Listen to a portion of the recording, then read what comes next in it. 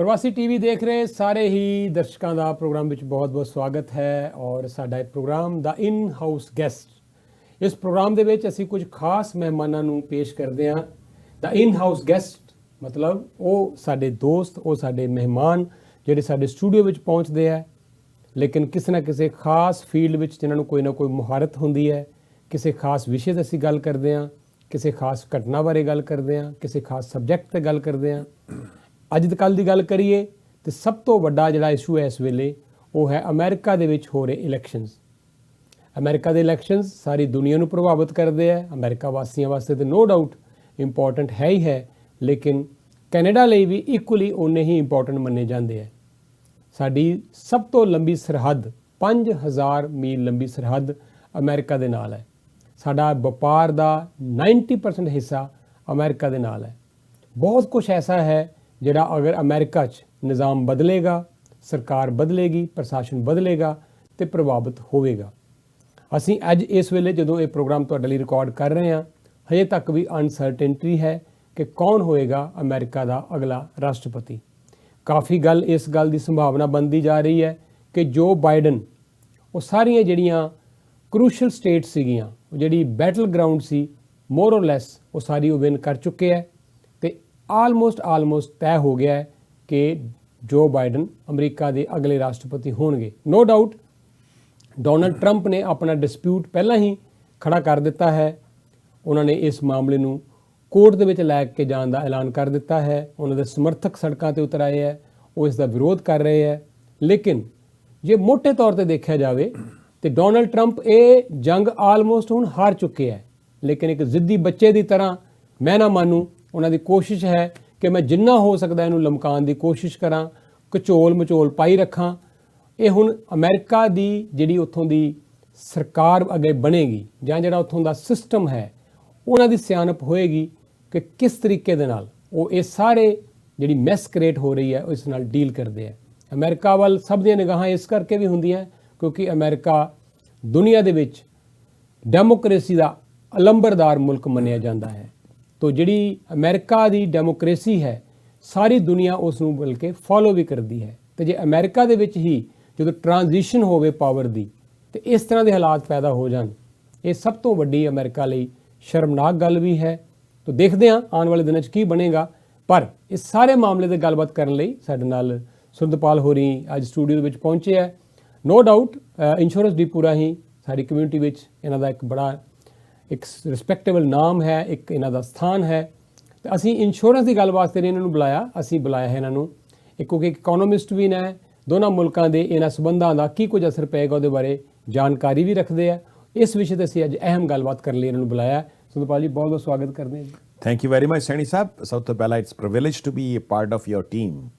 ਔਰ ਜਿਸ ਤਰ੍ਹਾਂ ਮੈਂ ਤੁਹਾਡੇ ਪ੍ਰਵਾਸੀ ਮੀਡੀਆ ਨਾਲ ਮੈਨੂੰ ਲੱਗਦਾ 10-12 ਸਾਲ ਤੋਂ ਜੁੜਿਆ ਹੋਇਆ ਜੀ। ਔਰ ਪਹਿਲਾਂ ਅਸੀਂ ਰੇਡੀਓ ਰਾਹੀਂ, ਅਖਬਾਰ ਰਾਹੀਂ ਔਰ ਹੁਣ ਟੀਵੀ। ਅੱਜ ਮੈਂ ਤੁਹਾਡਾ ਮੈਨੂੰ ਸਬਬ ਬਣਿਆ ਕਿ ਅੱਜ ਤੁਹਾਡਾ ਸਟੂਡੀਓ ਦੇਖਣ ਨੂੰ ਮਿਲਿਆ ਜੀ। It's a really class studio, whether it's radio, TV, ਪੂਰਾ ਪ੍ਰੋਫੈਸ਼ਨਲ ਸੈਟਅਪ ਹੈਗਾ ਆ। ਔਰ ਮੈਨੂੰ ਇਸ ਗੱਲ ਦੀ ਬੜੀ ਫਖਰ ਹੈ ਕਿ ਮੈਂ ਤੁਹਾਡੇ ਨਾਲ ਜੁੜਿਆ ਹੋਇਆ ਜੀ। ਚਲੋ ਸਰ, ਸਾਨੂੰ ਵੀ ਉਨਾ ਹੀ ਫਖਰ ਹੈ। ਅਸੀਂ ਜਦੋਂ ਆਪਣੇ ਕੁਝ ਗਿਣਵੇਂ ਚੁਣਵੇਂ ਐਡਵਰਟਾਈਜ਼ਰ ਦੀ ਗੱਲ ਕਰਦੇ ਹਾਂ ਪ੍ਰਾਊਡ ਨਾਲ, ਤੇ ਤੁਹਾਡਾ ਵੀ ਨਾਮ ਉਹਦੇ ਸ਼ਾਮਿਲ ਕਰਦੇ ਹਾਂ ਔਰ ਸਾਨੂੰ ਹਮੇਸ਼ਾ ਇਸ ਗੱਲ ਦਾ ਫਖਰ ਰਹੇਗਾ।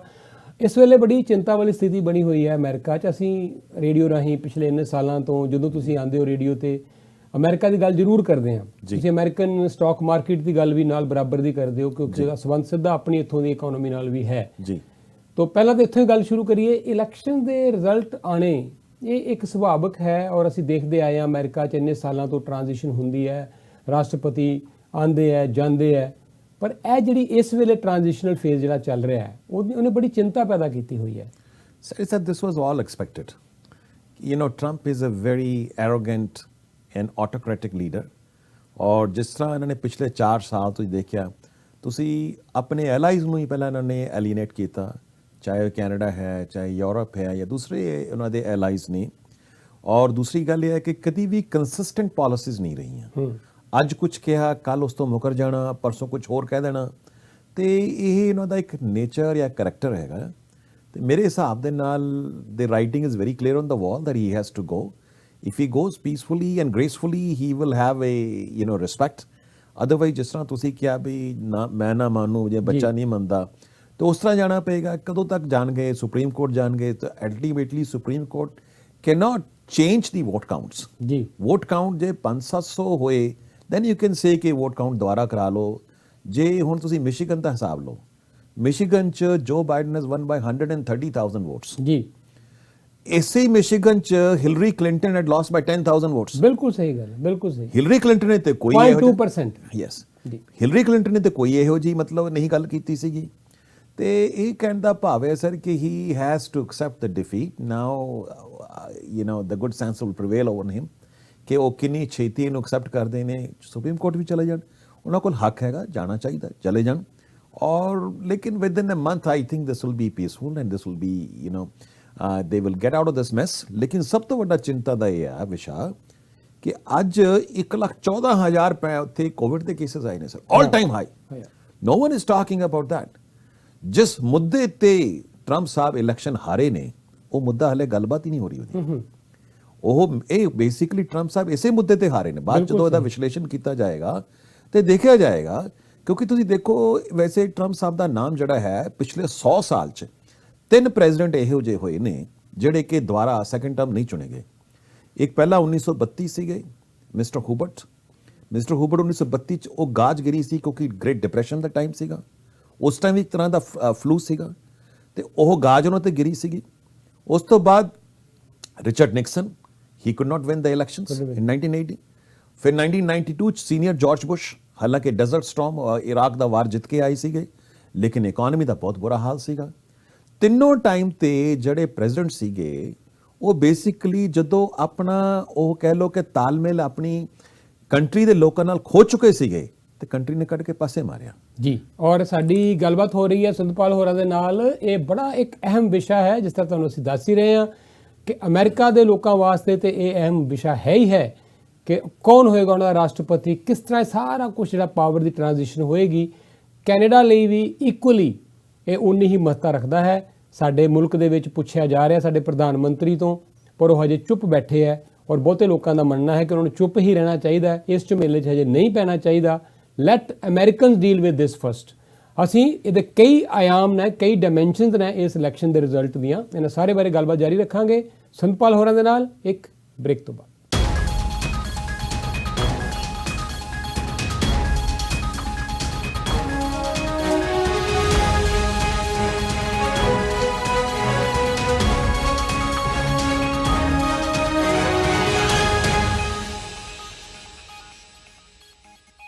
ਬ੍ਰੇਕ ਤੋਂ ਬਾਅਦ ਇੱਕ ਵਾਰੀ ਫੇਰ ਤੋਂ ਤੁਹਾਡਾ ਸਵਾਗਤ ਹੈ ਦਾ ਇਨ ਹਾਊਸ ਗੈਸਟ, ਸਾਡਾ ਇਹ ਸ਼ੋਅ ਜਿਹਦੇ ਵਿੱਚ ਅਸੀਂ ਕਈ ਮਹਿਮਾਨਾਂ ਨੂੰ ਤੁਹਾਡੇ ਨਾਲ ਹਰ ਹਫਤੇ ਮਿਲਾਉਂਦੇ ਹਾਂ। ਸੈਟਰਡੇ ਔਰ ਸੰਡੇ ਸਾਡੇ ਮਹਿਮਾਨ ਪੇਸ਼ ਹੁੰਦੇ ਆ। ਫਿਰ ਅਸੀਂ ਵੀਕਡੇ 'ਚ ਪ੍ਰੋਗਰਾਮ ਬਹੁਤ ਵਾਰ ਰਿਪੀਟ ਵੀ ਕਰਦੇ ਹਾਂ, ਸੋ ਜੇ ਤੁਸੀਂ ਕਦੀ ਮਿਸ ਵੀ ਕਰ ਜਾਓ ਤੇ ਵੀਕਡੇ ਦੇ ਵਿੱਚ ਵੀ ਪ੍ਰੋਗਰਾਮ ਕਾਫੀ ਵਾਰੀ ਰਿਪੀਟ ਹੁੰਦਾ ਹੈ। ਅੱਜ ਸਾਡੇ ਖਾਸ ਮਹਿਮਾਨ ਹੈ ਇੰਸ਼ੋਰੈਂਸ ਡਿਪੋ ਤੋਂ ਸਿੰਧਪਾਲ ਹੋਰੀ, ਔਰ ਅਸੀਂ ਅਮਰੀਕਾ ਦੇ ਇਲੈਕਸ਼ਨ ਦੇ ਰਿਜ਼ਲਟ ਦੇ ਉੱਤੇ ਇਹਨਾਂ ਨਾਲ ਗੱਲਬਾਤ ਕਰ ਰਹੇ ਹਾਂ, ਜਿਹੜੇ ਹਜੇ ਤੱਕ ਵੀ ਪੂਰੀ ਤਰ੍ਹਾਂ ਨਾਲ ਕਲੀਅਰ ਨਹੀਂ ਹਨ। ਸਾਨੂੰ ਲੱਗ ਰਿਹਾ ਹੈ ਕਿ ਜਦ ਤੱਕ ਤੁਸੀਂ ਇਹ ਪ੍ਰੋਗਰਾਮ ਸਾਡਾ ਦੇਖੋਗੇ ਹੋ ਸਕਦਾ ਹੈ ਪਿਕਚਰ ਥੋੜੀ ਹੋਰ ਬੈਟਰ ਕਲੀਅਰ ਹੋ ਚੁੱਕੀ ਹੋਵੇ। ਸਿੰਧਪਾਲ ਜੀ, ਅਸੀਂ ਗੱਲ ਕਰ ਰਹੇ ਸੀ ਬ੍ਰੇਕ ਤੋਂ ਪਹਿਲਾਂ ਕਿ ਟ੍ਰੈਡੀਸ਼ਨ ਹੈ ਕਿ ਰਾਸ਼ਟਰਪਤੀ ਸੈਕੰਡ ਟਰਮ ਮੋਰ ਲੈਸ ਜਿੱਤ ਹੀ ਜਾਂਦੇ ਆ ਜੀ। ਤਾਂ ਇਹ ਕਿੰਨੇ ਕੁ ਬਦਕਿਸਮਤ ਕਹਿ ਲਓ ਜਾਂ ਮਾੜਾ ਕੰਮ ਕੀਤਾ ਹੋਏਗਾ ਟਰੰਪ ਸਾਹਿਬ ਨੇ ਕਿ ਉਹਨਾਂ ਨੂੰ ਇਸ ਵਾਰ ਜਿਹੜਾ ਹੈ ਇਹ ਸੈਕੰਡ ਟਰਮ ਦੀ ਪ੍ਰੈਜ਼ੀਡੈਂਸੀ ਨਹੀਂ ਮਿਲਣ ਜਾ ਰਹੀ।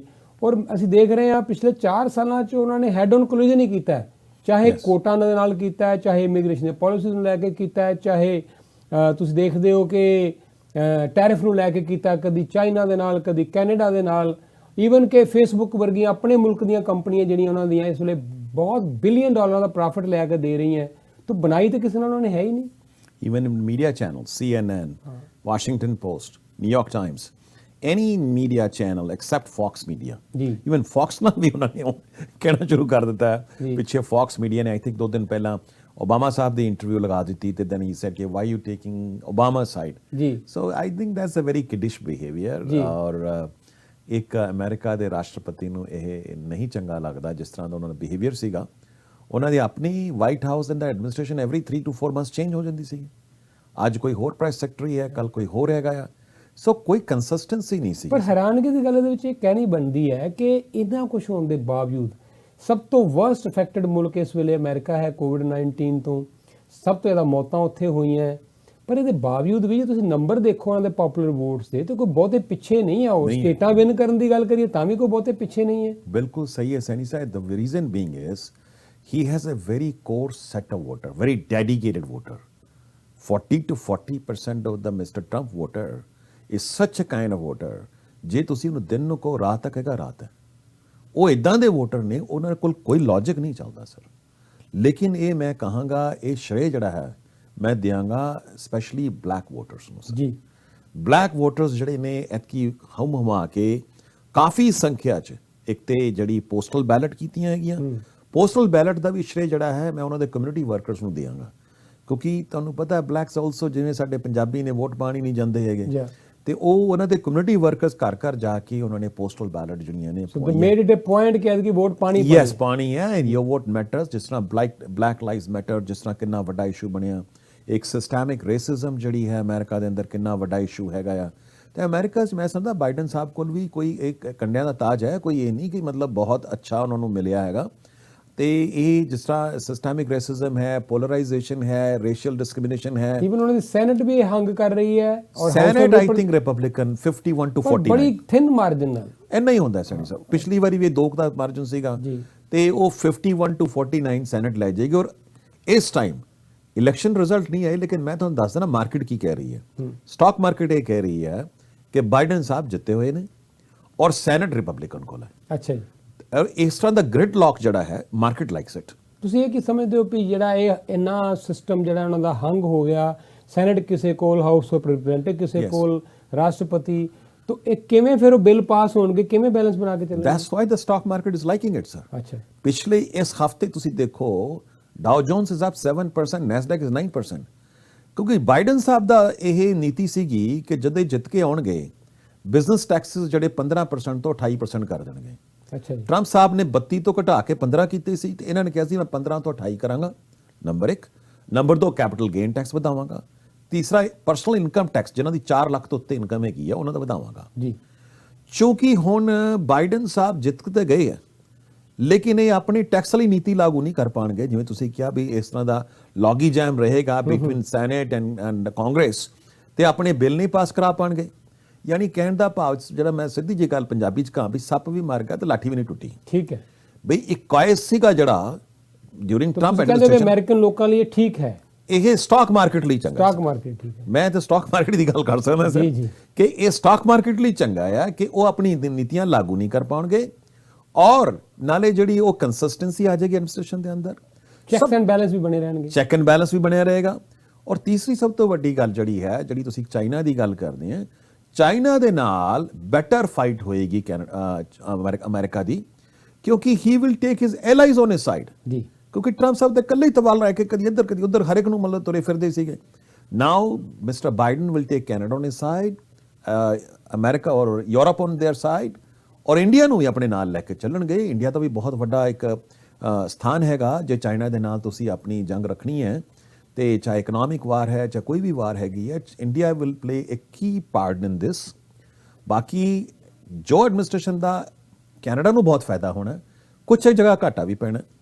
ਦੇਖੋ ਟਰੰਪ ਸਾਹਿਬ ਜਿੱਦਾਂ ਦੇ ਵੀ ਸੀਗੇ, ਜਿਹੜੀ ਕੈਨੇਡਾ ਦੀ ਕੀਸਟੋਨ ਪਾਈਪਲਾਈਨ ਹੈ, ਹਾਂ ਉਹਦੇ ਬਾਰੇ ਅਸੀਂ ਆਉਣਾ ਚਾਹੁੰਦੇ ਸੀ। ਬੜਾ ਵੱਡਾ ਉਹ ਮੁੱਦਾ ਹੈ ਕੀਸਟੋਨ ਪਾਈਪਲਾਈਨ ਦਾ, ਕਿ ਕੈਨੇਡਾ ਦੀ ਜਿਹੜੇ ਸਾਡੇ ਕੁਝ ਪ੍ਰੋਵਿੰਸਿਸ ਐਸੇ ਹੈ ਜਿਨ੍ਹਾਂ ਦਾ ਸਾਰਾ ਦਾਰੋਮਦਾਰ ਜਿਹੜਾ ਹੈ ਉਹ ਇਸ ਕੀਸਟੋਨ ਪਾਈਪਲਾਈਨ ਦੇ ਹੈ। ਲੇਕਿਨ ਜੇ ਪਾਲਿਸੀਜ਼ ਦੀ ਗੱਲ ਕਰੀਏ ਤੇ ਜਿਹੜੀਆਂ ਡੈਮੋਕ੍ਰੇਟਸ ਦੀਆਂ ਪਾਲਿਸੀਜ਼ ਹੈ ਉਹ ਅਲਾਉ ਨਹੀਂ ਕਰਦੀਆਂ ਕਿ ਜਿਹੜੀ ਕੀਸਟੋਨ ਪਾਈਪਲਾਈਨ ਹੈ ਇਹ ਬਣਾਈ ਜਾਵੇ। ਪਰ ਕੈਨੇਡਾ ਲਈ ਇਹ ਇੱਕ ਲਾਈਫ ਲਾਈਨ ਹੈ। ਹੁਣ ਕਿਵੇਂ ਇਹਦਾ ਬੈਲੈਂਸ ਹੋਏਗਾ, ਇਹ ਪਾਈਪਲਾਈਨ ਬਣੇਗੀ ਕਿ ਨਹੀਂ ਬਣੇਗੀ, ਇਹਦੇ ਤੇ ਬੜਾ ਵੱਡਾ ਇਹ ਇਸ਼ੂ ਹੈ। ਇਹਦੇ ਬਾਰੇ ਵੀ ਅਸੀਂ ਗੱਲਬਾਤ ਕਰਾਂਗੇ ਬ੍ਰੇਕ ਤੋਂ ਬਾਅਦ।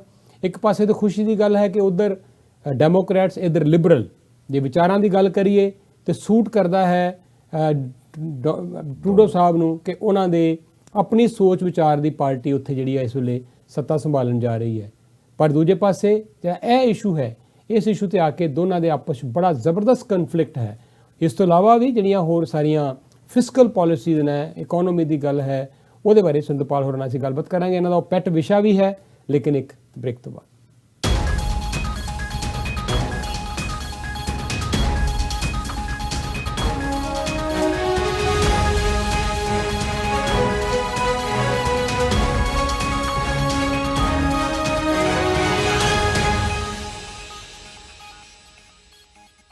ਬ੍ਰੇਕ ਤੋਂ ਬਾਅਦ ਆਪ ਸਭ ਦਾ ਇੱਕ ਵਾਰ ਫਿਰ ਤੋਂ ਸਵਾਗਤ ਹੈ ਦਾ ਇਨ ਹਾਊਸ ਗੈਸਟ ਪ੍ਰੋਗਰਾਮ ਦੇ ਵਿੱਚ। ਸਾਡੇ ਮਹਿਮਾਨ ਨੇ ਸੁਰਿੰਦਰਪਾਲ ਸਿੰਘ ਹੋਰੀ ਇੰਸ਼ੋਰੈਂਸ ਡਿਪੂ ਤੋਂ।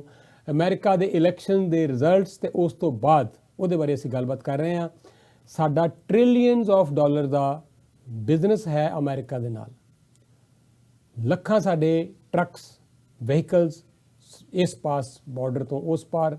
ਸਾਡੇ ਕਈ ਲੋਕ ਈਵਨ ਕਿ ਜੌਬਸ ਕਰਨ ਲਈ ਅਮਰੀਕਾ ਜਾਂਦੇ ਹੈ। ਅਮਰੀਕਾ ਤੋਂ ਬਹੁਤ ਵੱਡੀ ਗਿਣਤੀ ਵਿੱਚ ਲੋਕ ਜੌਬਸ ਕਰਨ ਲਈ ਇੱਥੇ ਆਉਂਦੇ ਹੈ। ਕਿਹਾ ਜਾਂਦਾ ਹੈ ਇੱਕ ਮੋਟੇ ਅੰਦਾਜ਼ੇ ਮੁਤਾਬਕ ਕਿ ਜਦੋਂ ਇੱਕ ਕਾਰ ਬਣਦੀ ਹੈ ਤਾਂ 50 ਟਾਈਮਸ ਬਾਰਡਰ ਤੋਂ ਇਸ ਪਾਰ ਉਸ ਪਾਰ ਤੋਂ ਇਸ ਪਾਰ ਉਹਦੇ ਪਾਰਟਸ ਜਿਹੜੇ ਆ ਉਹ ਮੂਵ ਕਰਦੇ ਹੈ। ਲੇਕਿਨ ਇਹਨਾਂ ਸਾਰਿਆਂ ਦੇ ਚੱਲਦਿਆਂ ਜਿਹੜੀ ਸਾਡੀ ਇਸ ਵੇਲੇ ਸਭ ਤੋਂ ਵੱਡੀ ਲੜਾਈ ਕਹਿ ਲਓ, ਇਸ਼ੂ ਕਹਿ ਲਓ ਕੈਨੇਡਾ ਵਾਸਤੇ, ਉਹ ਹੈ ਕੀਸਟੋਨ ਪਾਈਪਲਾਈਨ ਦਾ। ਇਹ ਇਸ਼ੂ ਨਾ ਸਿਰਫ ਅਮਰੀਕਾ ਔਰ ਕੈਨੇਡਾ ਦੇ ਰਿਲੇਸ਼ਨ ਦੇ ਉੱਤੇ ਹੀ ਬੜਾ ਨਿਰਭਰ ਕਰਦਾ ਹੈ, ਬਲਕਿ ਜਿਹੜੇ ਸਾਡੇ ਕੁਝ ਪ੍ਰੋਵਿੰਸਸ ਹੈ ਜਿਨ੍ਹਾਂ ਨੇ ਇਹ ਵੀ ਧਮਕੀ ਦੇ ਦਿੱਤੀ ਹੈ ਕਿ ਜੇ ਇਹ ਕੀਸਟੋਨ ਪਾਈਪਲਾਈਨ ਨਾ ਬਣੀ ਅਸੀਂ ਕੈਨੇਡਾ ਤੋਂ ਅਲੱਗ ਵੀ ਹੋ ਸਕਦੇ ਹਾਂ। ਅਰੇ ਉਹ ਸੂਬੇ ਹੈ ਜਿੱਥੇ ਲਿਬਰਲ ਪਾਰਟੀ ਕੋਲ ਇੱਕ ਵੀ ਸੀਟ ਨਹੀਂ ਹੈ।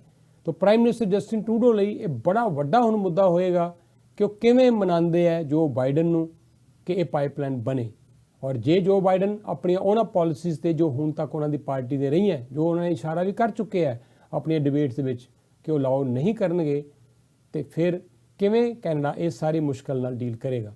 ਸੁਪਾਲ ਜੀ, ਰੇਡੀਓ ਤੇ ਵੀ ਅਸੀਂ ਬੜੇ ਵਾਰੀ ਇਸ਼ੂ ਡਿਸਕਸ ਕੀਤਾ ਹੈ ਜੀ, ਹੁਣ ਕੀ ਲੱਗਦਾ? Sir, Keystone pipeline is already announced ਕਿ ਉਹ ਕੈਂਸਲ ਕਰ ਦੇਣਗੇ। ਔਰ ਇਕੱਲੇ ਜੋ ਬਾਈਡਨ ਨਹੀਂ ਹੈ, ਓਬਾਮਾ ਸਾਹਿਬ ਨੇ ਵੀ ਇਹਦੇ ਹੱਕ 'ਚ ਨਹੀਂ ਸੀਗੇ, ਹਿਲਰੀ ਕਲਿੰਟਨ ਨੇ ਵੀ ਕਿਹਾ ਸੀਗਾ। ਔਰ ਮੈਂ ਦਾਦ ਦਿੰਦਾ ਟਰੰਪ ਸਾਹਿਬ ਦੀ, ਚਾਹੇ ਜਿੰਨੇ ਮਰਜ਼ੀ ਡਿਸਲਾਈਕ ਕਰਦੇ ਲੋਕ, ਲੇਕਿਨ ਉਹ ਬੰਦੇ ਨੇ ਪਹਿਲਾਂ ਹੀ ਕਿਹਾ ਸੀ ਕਿ ਆਂਦੇ ਸਰ ਮੈਂ ਫਸਟ 30 ਡੇਜ਼ ਅੰਦਰ ਇਹਨੂੰ ਅਪਰੂਵ ਕਰ ਦਿਆਂਗਾ, ਔਰ ਕੀਤਾ ਵੀ ਜੀ। ਔਰ ਹੁਣ ਕੀਸਟੋਨ ਪਾਈਪਲਾਈਨ ਕਾਫੀ ਹੱਦ ਤੱਕ ਬਣ ਚੁੱਕੀ ਹੈ, 50% 60% ਕੰਮ ਹੋ ਚੁੱਕਿਆ ਉਹਦੇ ਤੇ। ਹਾਲਾਂਕਿ ਕੈਨੇਡਾ ਦੇ ਅੰਦਰ ਵੀ ਪਹਿਲਾਂ ਲੌਗੀ ਜੈਮ ਰਿਹਾ ਕਿ ਜੀ ਨੇਟਿਵ ਇੰਡੀਅਨਸ ਨਹੀਂ ਮੰਨਦੇ ਸੀ, ਸੁਪਰੀਮ ਕੋਰਟ 'ਚ ਗਿਆ ਮਾਮਲਾ, ਲੇਕਿਨ ਸੁਪਰੀਮ ਕੋਰਟ ਤੋਂ ਵੀ ਹੁਣ ਗ੍ਰੀਨ ਸਿਗਨਲ ਮਿਲ ਗਿਆ। ਹਾਲਾਂਕਿ ਇਹਦੇ ਲਈ ਵਿਚਾਰਧਾਰਾ ਸਾਡੇ ਜਿਹੜੇ ਪ੍ਰਾਈਮ ਮਿਨਿਸਟਰ ਨੇ ਸ਼ਾਇਦ ਨਾ ਵੀ ਹੋਏ, ਲੇਕਿਨ ਆਪਣੀ ਵਿਚਾਰਧਾਰਾ ਦੇ ਖਿਲਾਫ ਜਾਂਦੇ ਹੋਏ within the national interest he ਵੈਂਟ for this. ਤੇ ਇਹ ਹੁਣ ਉਹਨਾਂ ਲਈ ਬਹੁਤ ਵੱਡਾ ਚੈਲੰਜ ਹੋਏਗਾ, ਜਿਸ ਤਰ੍ਹਾਂ ਤੁਸੀਂ ਕਿਹਾ ਵੀ ਡਿਪਲੋਮੈਟਿਕ ਪ੍ਰੈਸ਼ਰ ਪਾ ਕੇ ਕਿਸ ਤਰ੍ਹਾਂ ਬਾਈਡਨ ਸਾਹਿਬ ਨੂੰ ਮਨਾਇਆ ਜਾਂਦਾ ਹੈਗਾ। ਕਿਉਂਕਿ ਸਸਕੈਚੁਅਨ ਔਰ ਅਲਬਰਟਾ ਇਹ ਦੋਨੋਂ ਪ੍ਰੋਵਿੰਸ ਜਿਹੜੇ ਨੇ ਇਹਦੇ ਤੇ ਹੀ ਡਿਪੈਂਡ ਕਰਦੇ ਨੇ ਬਹੁਤ ਜ਼ਿਆਦਾ। ਔਰ ਐਜ਼ ਸੱਚ ਵੈਸੇ ਵੀ ਮੈਂ ਦੱਸਦਿਆਂ ਸੈਣੀ ਸਾਹਿਬ ਕਿ ਆਇਲ ਦਾ ਕੋਈ ਫਿਊਚਰ ਨਹੀਂ ਰਿਹਾ ਸੈਣੀ ਸਾਹਿਬ। ਆਇਲ ਅਗਲੇ 10-12 ਸਾਲ 15 ਸਾਲ ਹੀ ਹੈਗਾ। ਸਰ ਨਾ ਭੰਡਾਰ ਪਿਆ ਹੋਇਆ ਉਹ ਖਤਮ ਹੋ ਰਿਹਾ ਸਾਰਾ, ਪਿਆ ਹੀ ਉਹ ਸਾਰੇ ਪਤਾ ਨਹੀਂ, ਮੈਨੂੰ ਸਮਝ ਨਹੀਂ ਆਉਂਦੀ ਇਹਨਾਂ ਦੀ ਨੀਤੀਆਂ ਕੀ ਹੈਗੀਆਂ ਵੀ ਐਵੇਂ ਪਹਿਲਾਂ ਭੰਡਾਰ ਰੱਖਿਆ ਸੀਗਾ ਵੀ 50-100 ਸਾਲ ਜਦੋਂ ਸਾਰੀ ਦੁਨੀਆ ਕੋਲ ਮੁੱਕ ਜਾਏਗਾ ਫਿਰ ਕੱਢਾਂਗੇ, ਜਦੋਂ ਹੁਣ ਉਹਦੀ ਕੋਈ ਮਤਲਬ ਔਕਤ ਨਹੀਂ ਰਹੀ ਤਾਂ ਹੁਣ ਜਿੰਨਾ ਮਰਜ਼ੀ ਕੱਢ ਲਓ।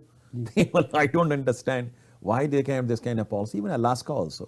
In fact, Trump changed their national policy on oil 3-4 years before ਕਿ ਜਿੰਨਾ ਵੀ ਅਲਾਸਕਾ 'ਚ ਆਇਲ ਪਿਆ ਸੀ ਕੱਢਣਾ ਸ਼ੁਰੂ, ਜਿਹੜਾ ਉਹਨਾਂ ਨੈਸ਼ਨਲ ਡਿਫੈਂਸ ਦੇ ਅੰਦਰ ਪਿਆ ਸੀ, ਜਿਹੜਾ ਕਿ ਉਹਨਾਂ ਨੇ ਰੱਖਿਆ ਹੋਇਆ ਸੀ ਰਿਜ਼ਰਵ, ਵੀ ਜਿਸ ਤਰ੍ਹਾਂ ਕੈਨੇਡਾ ਕਹਿੰਦਾ ਸੀ ਵੀ ਅਸੀਂ ਕੱਢਾਂਗੇ ਜਦੋਂ ਬਾਕੀ ਦਾ ਮੁੱਕ ਜਾਏਗਾ। ਤੇ ਉਹ oil has no great future. ਔਰ ਇਹ ਬੜਾ ਵੱਡਾ ਜਿਹੜਾ ਹੈ ਟਰੂਡੋ ਸਾਹਿਬ ਬੇਸਿਕਲੀ ਅਗਰ ਸਮਝਿਆ ਜਾਵੇ ਤੇ ਚੈਲੰਜ ਬਹੁਤ ਵੱਡਾ ਹੈ ਕਿ ਕੀਸਟੋਨ ਪਾਈਪਲਾਈਨ ਬਣੇਗੀ ਕਿ ਨਹੀਂ ਬਣੇਗੀ। 50% ਬਣ ਚੁੱਕੀ ਹੈ, $1 ਬਿਲੀਅਨ ਦਾ ਪ੍ਰਾਈਮ ਮਿਨਿਸਟਰ ਨੇ ਇਹਨੂੰ ਖਰੀਦਿਆ ਹੋਇਆ ਹੈ।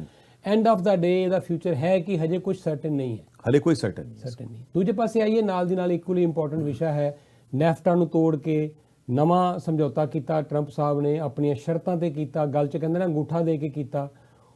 I don't see ਕਿ ਉਹਦੇ 'ਚ ਕੋਈ ਵੱਡਾ ਬਦਲਾਅ ਆਏਗਾ, ਨਹੀਂ ਉਹਦੇ ਰੀਓਪਨ ਹੋਏਗਾ। USMCA, that is new name is USMCA ਜੀ। USMCA is almost agreed upon। ਜਿਹੜਾ ਟਰੰਪ ਸਾਹਿਬ ਜਿਸ ਨੂੰ ਦੇਖਿਆ ਪਿੱਛੇ ਐਲੂਮੀਨੀਅਮ ਤੇ ਜਿਹੜੀ ਲਗਾ ਦਿੱਤੀ ਸੀ ਡਿਊਟੀ, ਸਟੀਲ ਤੇ ਲਗਾਤਾ ਟੈਰਿਫ ਜੀ, ਫਿਰ ਜਦੋਂ ਕੈਨੇਡਾ ਨੇ ਕਿਹਾ ਸੀ ਬਰਾਬਰ ਉਸਨੇ ਅਮਾਊਂਟ ਦੀ ਡਿਊਟੀ ਲਾਵਾਂਗੇ, ਉਸ ਦਿਨ ਚੱਕ ਦੇਣੀ, ਸੌਫਟ ਲੰਬਰ ਤੇ ਲਗਾ ਦੇਣੀ। ਤੇ ਉਹ ਚੀਜ਼ਾਂ ਜਿਹੜੀਆਂ ਅਨਸਰਟਨਟੀਜ਼ ਨੇ ਨਾ ਉਹ ਦੂਰ ਹੋ ਜਾਣਗੀਆਂ ਸਰ। ਸਭ ਤੋਂ ਅੱਛੀ ਗੱਲ ਇਹ ਹੈ ਕਿ ਜਿੰਨੀਆਂ ਵੀ ਟੈਰਿਫ ਦੀਆਂ ਅਨਸਰਟਨਟੀਜ਼ ਸੀਗੀਆਂ ਉਹ ਦੂਰ ਹੋ ਜਾਣਗੀਆਂ। And he is a kind of man who will stand on his words. ਇਹ ਨਹੀਂ ਕੱਲ ਨੂੰ ਚੇਂਜ ਕਰ ਦੇਣਗੇ। ਤੇ ਇਹ ਲਈ ਕੈਨੇਡਾ ਲਈ ਇਹ ਕੰਸਿਸਟੈਂਸੀ ਬੜੀ ਅੱਛੀ ਹੋਏਗੀ। ਔਰ ਜੇ ਬਾਈਡਨ ਸਾਹਿਬ ਇਸ 'ਚ ਕਾਮਯਾਬ ਹੋ ਜਾਂਦੇ ਆਪਣਾ ਬਿਜ਼ਨਸ ਟੈਕਸ ਵਧਾਉਣ 'ਚ, ਤੇ ਕੈਨੇਡੀਅਨ ਬਿਜ਼ਨਸ ਲਈ ਜ਼ਿਆਦਾ ਵਧੀਆ, ਕਿਉਂਕਿ ਕੈਨੇਡਾ ਆਪਣੀ ਬਿਜ਼ਨਸ ਕੰਪੀਟੈਂਸ ਜਿਹੜੀ ਹੈ, ਠੀਕ ਹੈ, ਕੰਪੈਟੀਟਿਵਨੈਸ ਗਵਾ ਚੁੱਕਿਆ ਸੀਗਾ, ਤੇ ਉਹ ਦੁਬਾਰਾ ਬਹਾਲ ਹੋ ਜਾਏਗੀ। ਔਰ ਇਮੀਗ੍ਰੇਸ਼ਨ ਦੇ ਨਜ਼ਰੀਏ ਨਾਲ ਵੀ ਮੈਂ ਤੁਹਾਨੂੰ ਦੱਸਦੇ ਹਾਂ ਵੀ ਇਮੀਗ੍ਰੇਸ਼ਨ ਸਾਨੂੰ ਇੱਕ ਤਰੀਕੇ ਨਾਲ ਬੜਾ ਫਾਇਦਾ ਹੋਇਆ ਟਰੰਪ ਸਾਹਿਬ। ਹਾਂ ਬਿਲਕੁਲ ਠੀਕ ਹੈ, ਕਿਉਂਕਿ ਟਰੰਪ ਸਾਹਿਬ ਦੀਆਂ ਜਿਹੜੀ ਇਮੀਗ੍ਰੇਸ਼ਨ ਪਾਲਿਸੀਜ਼ ਸੀ ਬੜੀ anti immigrant. Get better people in our country ਜਿਹੜੇ ਅਮਰੀਕਾ ਜਾਣਾ ਚਾਹੁੰਦੇ ਸੀ। Yes, Canada was their first choice. We were getting a better talented people ਹਾਲਾਂਕਿ ਇਹਨਾਂ ਨੇ ਕਿਹਾ ਜੀ 4.25 ਲੱਖ 4.5 ਲੱਖ ਜਿੰਨੇ ਵੀ ਬੰਦੇ ਇਹਨਾਂ ਨੇ ਟਰੂਡੋ ਸਾਹਿਬ ਨੇ ਅਨਾਉਂਸ ਕੀਤਾ ਆ, so they will have a challenge in attracting the talented people to Canada. ਇਹ ਚੈਲੰਜ ਆਏਗਾ, ਲੇਕਿਨ ਫਿਰ ਜੇ ਤੁਸੀਂ ਦੇਖੋ Paris accord, then both they agree with each other, whether Trudeau or Biden, they both are on the same side, ਤੇ ਇਸ ਗੱਲੋਂ ਕੈਨੇਡਾ ਨੂੰ ਵੀ ਫਾਇਦਾ ਹੋਏਗਾ। ਜੇ ਆਪਾਂ ਇਕਨੋਮੀ ਦੀ ਗੱਲ ਕਰੀਏ, ਅਮਰੀਕਾ ਦੀ ਇਕਨੋਮੀ, ਤੇ ਟਰੰਪ ਸਾਹਿਬ ਬਾਰੇ ਲੋਕ ਇਹ ਕਹਿੰਦੇ ਸੀ ਵੀ ਉਹ ਜੈਸੇ ਵੀ ਹੈ being a businessman, shrewd businessman, ਉਹਨਾਂ ਦੀ ਫਸਟ ਪ੍ਰਾਇੋਰਟੀ ਇਹ ਸੀ ਕਿ ਇਕਨੋਮੀ ਉਹਨਾਂ ਦੀ ਥੱਲੇ ਨਾ ਆਵੇ। ਉਹਨਾਂ ਨੇ ਇਸੇ ਕਰਕੇ ਕਿਹਾ ਜੀ ਇਕਨੋਮੀ ਖੋਲੋ, ਕੋਈ ਗੱਲ ਨਹੀਂ ਬੰਦੇ ਮਰਦੇ ਮਰੀ ਜਾਣ, ਲੇਕਿਨ ਇਕਨੋਮੀ ਖੋਲੋ, ਇਕਨੋਮੀ ਖੋਲੋ। ਹੁਣ ਕੀ ਲੱਗਦਾ ਜੋ ਬਾਈਡਨ ਦੇ ਇਸ ਟੈਨਿਓਰ ਦੇ ਦੌਰਾਨ ਜੇ ਉਹ ਬੰਦੇ ਰਾਸ਼ਟਰਪਤੀ, ਵਾਟ ਡੂ ਯੂ ਥਿੰਕ? ਦੇਖੋ ਸਰ, ਜਿਹੜੀ ਇੱਕ ਅਮਰੀਕਾ ਦੀ ਪਾਲਿਸੀ ਸੀ ਨਾ, ਅਮਰੀਕਾ ਫਸਟ, ਉਹ ਪਾਲਿਸੀ ਕੰਟੀਨਿਊ ਰਹੇਗੀ। That is a challenge again for Trudeau, how to contract that, number 1। Number 2, ਜਿਹੜੀ handling of the pandemic, he has been disaster. Trump has been a disaster. First of all, he didn't acknowledge that there is a problem. ਜੇ ਤੁਸੀਂ ਪਹਿਲਾਂ problem ਨੂੰ acknowledge ਕਰੋਗੇ, ਫਿਰ ਉਹਦਾ solution ਲੱਭੋਗੇ। So at least he is a better, sensible person who believes in science, or who will better manage this pandemic। ਪਰ ਲੱਗਦਾ ਮੈਨੂੰ ਪੈਂਡੈਮਿਕ ਜਦ ਤੱਕ ਉਹਨਾਂ ਨੇ ਓਥ ਲੈਣੀ ਹੈ, ਕਿਉਂਕਿ ਜਨਵਰੀ 20th is the date ਜਦੋਂ ਕਿ ਨਵਾਂ ਪ੍ਰੈਜ਼ੀਡੈਂਟ ਓਥ ਲੈਂਦਾ ਹੈਗਾ ਜੀ। ਉਸ ਤੋਂ ਬਾਅਦ ਐਡਮਿਨਿਸਟ੍ਰੇਸ਼ਨ ਜਿਹੜੀ ਉਹਨਾਂ ਕੋਲ ਆਉਣੀ ਹੈ, ਮੈਨੂੰ ਲੱਗਦਾ ਜਨਵਰੀ 20th ਤੱਕ ਬਹੁਤ ਆ ਜਾਏਗਾ। ਮੇਬੀ ਵੈਕਸੀਨ ਆ ਜਾਏਗਾ, ਨਾ ਵੀ ਆਏ ਵੈਕਸੀਨ, ਬਹੁਤ ਬੁਰਾ ਹਾਲ ਹੋ ਜਾਏਗਾ ਜਿਸ ਤਰ੍ਹਾਂ ਸਿਚੁਏਸ਼ਨ ਇਸ ਤਰ੍ਹਾਂ ਦੀ ਹੁਣ ਚੱਲ ਰਹੀ ਹੈ। ਠੀਕ ਹੈ, ਤੁਸੀਂ ਦੇਖੋ ਯੂਰਪ ਆਲਮੋਸਟ ਲਾਕਡਾਊਨ ਹੋ ਚੁੱਕਿਆ ਹੈਗਾ ਆ, ਔਰ ਇਸ ਤਰ੍ਹਾਂ ਦਾ ਜੇ ਤੁਹਾਨੂੰ ਪ੍ਰੈਜ਼ੀਡੈਂਟ ਮਿਲੇ ਜਿੱਦੀ ਜਿਹੜਾ ਆਲਰੇਡੀ ਹੈ, ਜਾਂਦੇ ਜਾਂਦੇ ਹੀ ਪਤਾ ਨਹੀਂ ਕਿੰਨਾ ਨੁਕਸਾਨ ਕਰਕੇ ਜਾ ਸਕਦਾ। ਇਹ ਵੀ ਗੱਲ ਹੈ ਕਿ ਟ੍ਰਾਂਜੀਸ਼ਨ ਜਿਹੜੀ ਆ ਉਹ ਠੀਕ ਹੁੰਦੀ ਕਿ ਨਹੀਂ ਹੁੰਦੀ। ਟਰੰਪ ਸਾਹਿਬ ਕੋਰਟ 'ਚ ਜਾਂਦੇ ਆ, ਕੋਰਟ ਦੇ ਵਿੱਚੋਂ ਉਹਨਾਂ ਨੂੰ ਕੀ ਸਟੇ ਮਿਲਦਾ ਹੈ, ਕੋਈ ਲਮਕਾਉਣ ਦੀ ਕੋਸ਼ਿਸ਼ ਕਰਦੇ ਆ। ਵੈਸੇ ਤਾਂ ਜਨਵਰੀ ਮਹੀਨੇ ਰਾਸ਼ਟਰਪਤੀ ਨੇ ਸਹੁੰ ਚੁੱਕਣੀ ਹੁੰਦੀ ਹੈ, ਚਾਰਜ ਸਾਰਾ ਲੈ ਲੈਣਾ ਹੁੰਦਾ ਹੈ, ਪਰ ਕੀ ਟਰੰਪ ਸਾਹਿਬ ਇਸ ਨੂੰ ਡਿਲੇ ਕਰਨ ਦੀ ਕੋਸ਼ਿਸ਼ ਕਰਨਗੇ? ਕੀ ਜੋ ਬਾਈਡਨ ਨੂੰ ਬੜਾ ਸਮੂਥਲੀ ਇਹ ਜਿਹੜਾ ਜ਼ਿੰਮੇਵਾਰੀ ਜਿਹੜੀ ਹੈ ਉਹ ਮਿਲ ਜਾਏਗੀ? ਇਹ ਵੀ ਬੜਾ ਵੱਡਾ ਸਵਾਲ ਹੈ। ਸੋ ਅਮਰੀਕਾ ਦੇ ਵਿੱਚ ਜੋ ਕੁਝ ਚੱਲ ਰਿਹਾ ਅਸੀਂ ਇਹ 'ਤੇ ਨਜ਼ਰ ਬਣਾਈ ਰੱਖਾਂਗੇ। ਮੇਰੇ ਖਿਆਲ ਜੀ ਇਹ ਐਸਾ ਵਿਸ਼ਾ ਹੈ ਇਹਦੇ ਲਈ 2-3 ਪ੍ਰੋਗਰਾਮ ਆਪਾਂ ਨੂੰ ਕਰਨੇ ਚਾਹੀਦੇ ਹਨ। ਅਸੀਂ ਕੋਸ਼ਿਸ਼ ਕਰਾਂਗੇ ਜੀ ਜਦੋਂ ਸਾਰਾ ਕੁਝ ਕਲੀਅਰ ਹੋ ਜਾਏਗਾ, ਸਤਪਾਲ ਹੋਰਾਂ ਨੂੰ ਫਿਰ ਜਲਦੀ ਸੱਦਾਂਗੇ ਤੇ ਫਿਰ ਉਸ ਤੋਂ ਬਾਅਦ ਉਸ ਪ੍ਰੋਸਪੈਕਟਸ ਦੇ ਵਿੱਚ ਅਸੀਂ ਗੱਲਬਾਤ ਕਰਾਂਗੇ। ਹਜੇ ਸਾਡੇ ਕੋਲ ਇੰਨੀ ਕੁ ਜਾਣਕਾਰੀ ਹੈ ਕਿ ਜੋ ਬਾਈਡਨ ਬੜੇ ਹੀ ਇੱਕ ਨੈਰੋ ਮਾਰਜਨ ਦੇ ਨਾਲ ਅੱਗੇ ਚੱਲ ਰਹੇ ਆ। ਕੁਝ ਸਟੇਟਸ ਕਲੀਅਰ ਹੋ ਗਈਆਂ, ਕੁਝ ਹਜੇ ਹੋਣੀਆਂ ਬਾਕੀ ਹੈ। ਤੇ ਇੱਕ ਹੋਰ ਅਸੀਂ ਡਿਬੇਟ ਕਰਾਂਗੇ ਅਗਲੇ ਆਉਣ ਵਾਲੇ ਦਿਨਾਂ ਦੇ ਵਿੱਚ ਕਿ ਅਮਰੀਕਾ ਜਿਹੜਾ ਦੁਨੀਆ ਭਰ ਦੇ ਵਿੱਚ ਸਭ ਤੋਂ ਟੈਕਨੋਲੋਜੀ ਦੇ ਪੱਖੋਂ ਡਿਵੈਲਪਡ ਮੁਲਕ ਹੈ, ਕਿਉਂ ਉੱਥੇ ਇੰਨੇ ਦਿਨ ਲੱਗ ਜਾਂਦੇ ਆ ਰਿਜ਼ਲਟ ਆਉਣ ਨੂੰ? ਉਹੀ ਬਾਬੇ ਆਦਮ ਵਾਲਾ ਸਮਾਂ ਕਿ ਗਿਣੀ ਜਾਓ ਵੋਟਾਂ, ਹੌਲੀ ਹੌਲੀ ਕਈ ਦਿਨ ਹੋ ਗਏ, ਰਿਜ਼ਲਟ ਕਿਉਂ ਨਹੀਂ ਆ ਰਹੇ? ਸਾਰੀ ਦੁਨੀਆ 'ਚ ਟੈਕਨੋਲੋਜੀ ਹੈ ਔਰ ਫਟਾਫਟ ਜਿਹੜੇ ਹੈ ਓਵਰਨਾਈਟ ਰਿਜ਼ਲਟਸ ਆ ਜਾਂਦੇ ਹੈ। ਪਰ ਅਮਰੀਕਾ ਨੋ ਡਾਊਟ ਵੱਡਾ ਮੁਲਕ ਹੈ, ਪਰ ਫਿਰ ਵੀ ਬਹੁਤ ਹੋ ਗਿਆ। ਦੇ ਸ਼ੁੱਡ ਹੈਵ ਏ ਸਿਸਟਮ ਜਿੱਥੇ ਕਿ ਫਟਾਫਟ ਰਿਜ਼ਲਟਸ ਜਿਹੜੇ ਆ ਜਾਣੇ ਚਾਹੀਦੇ ਆ, ਵਰਨਾ ਜਿੰਨਾ ਡਿਲੇ ਹੋ ਕੇ ਆਉਂਦੇ ਆ, ਤੁਸੀਂ ਦੇਖ ਰਹੇ ਹੋ ਉਨੀਆਂ ਕੰਟਰੋਵਰਸੀਜ਼ ਵੀ ਉੱਥੇ ਵੱਧ ਰਹੀਆਂ, ਉਹਨਾਂ ਸ਼ੱਕ ਵੱਧ ਰਿਹਾ ਇੱਕ ਦੂਜੇ ਦੇ ਉੱਤੇ ਕਿ ਉਹਨਾਂ ਨੇ ਫਰਾਡ ਕੀਤਾ। ਤੋ ਆਈ ਥਿੰਕ ਅਮਰੀਕਾ ਵਾਸੀਆਂ ਦਾ ਸਮਾਂ ਆ ਗਿਆ ਹੁਣ ਇਹ ਵੀ ਇਹਨਾਂ ਨੂੰ ਫੂਲ ਪ੍ਰੂਫ ਇੱਕ ਹੋਰ ਸਿਸਟਮ ਜਿਹੜਾ ਆਪਣਾ ਇਲੈਕਸ਼ਨ ਦਾ ਉਹ ਡਿਵੈਲਪ ਕਰਨਾ ਚਾਹੀਦਾ। ਸੁਖਪਾਲ ਜੀ, thank you so much. Thank you very much sir. Studio 'ਚ ਪਹਿਲੀ ਵਾਰ ਆਏ ਔਰ ਆਈ ਵਿਸ਼ ਐਂਡ ਆਈ ਹੋਪ ਕਿ ਤੁਸੀਂ ਹੁਣ ਰੈਗੂਲਰਲੀ ਵੀ ਆਇਆ ਕਰੋਗੇ। ਸ਼ੋਰ ਸਰ। ਤੇ ਇਸ ਗੱਲਬਾਤ ਨੂੰ ਜਾਰੀ ਰੱਖਾਂਗੇ। ਥੈਂਕ ਯੂ ਜੀ। Thank you. ਤੁਸੀਂ ਇਸ ਤਰ੍ਹਾਂ ਜੁੜੇ ਰਹੋ ਸਾਡੇ ਨਾਲ, ਪ੍ਰਵਾਸੀ ਟੀਵੀ ਦੇਖਦੇ ਰਹੋ ਔਰ ਅਸੀਂ ਨਵੇਂ ਮਹਿਮਾਨ ਦੇ ਨਾਲ ਲੈ ਕੇ ਫਿਰ ਤੁਹਾਡੇ ਲਈ ਹਾਜ਼ਰ ਹੋ ਜਾਵਾਂਗੇ ਪ੍ਰੋਗਰਾਮ ਦਾ in house guest. Thank you so much. Good night.